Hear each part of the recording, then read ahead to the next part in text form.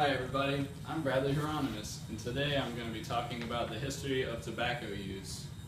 One of the most harmful and addictive products on the planet is cigarettes, and annually in the United States they account for 487,000 deaths according to CDC.gov. Worldwide death toll is upwards of 6 million every year, and that is as many people that died in the entire Holocaust.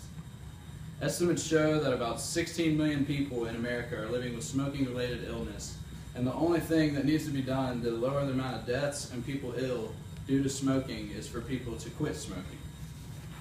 I am not here to get anyone to stop smoking. I am here to educate people about the history, side effects, and the risks of secondhand smoke, and let them decide for themselves if they want to continue to smoke. Healthliteracy.org says that during 600 to 800 AD, it is believed that the Mayan Indians used tobacco for spiritual and cultural use, but they did not use tobacco as much as people use it today. They did not use it daily. In 1881, the cigarette machine was invented and the expansion of cigarette use began. The invention allowed for the American Tobacco Company to be started by James Buck Duke and his father, and they rolled 10 million cigarettes in their first year. At first, cigarettes were sold with baseball cards and only marketed towards men. By 1944, there was over 30 billion cigarettes being made every year, and the cigarette companies were some of the most powerful and wealthy companies in the world. So by the 1950s, cigarette use was very popular and everybody was doing it. Cigarettes were used in all kinds of movies, and a lot of people like to smoke during public outings. It wasn't until 1964 that the U.S. General Surgeon filed a report notifying that cigarette use was dangerous and the chemicals in cigarettes were linked to lung cancer.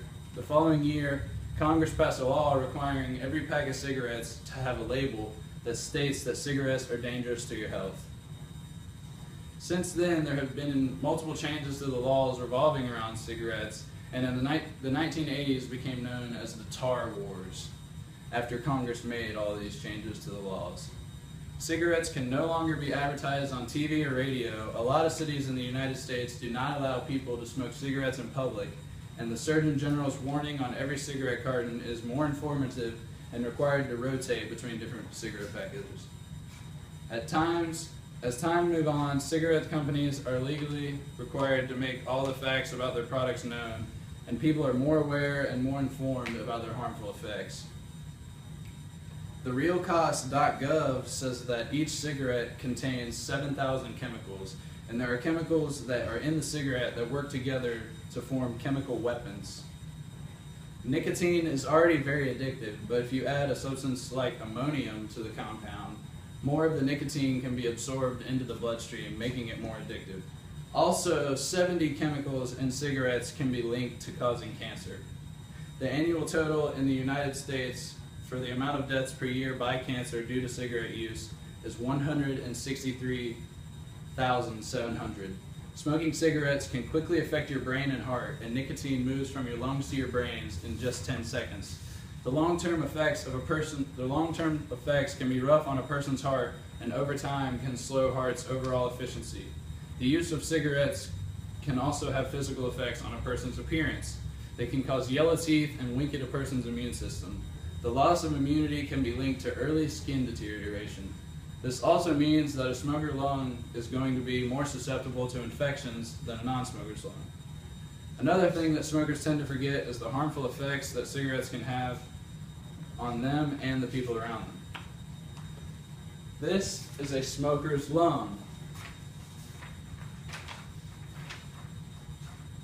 And this is what a healthy lung is supposed to look like. A lot of places nowadays don't allow people to smoke in public places. Places with smoking sections do not actually protect the people around them. Secondhand smoke contains just as many chemicals as the cigarettes themselves. Excess amounts of secondhand smoke inhalation can be linked to heart problems and cancer, and accounts for about 42,000 deaths per year in the United States.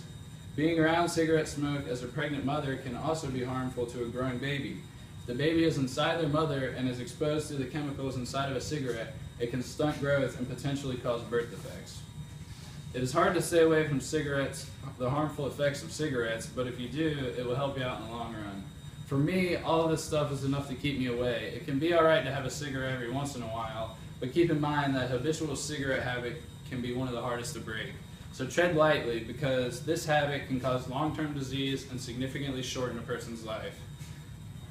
And after all that bad stuff is said, is it worth risking your life and endangering everyone around you to puff on a fag? Thank you.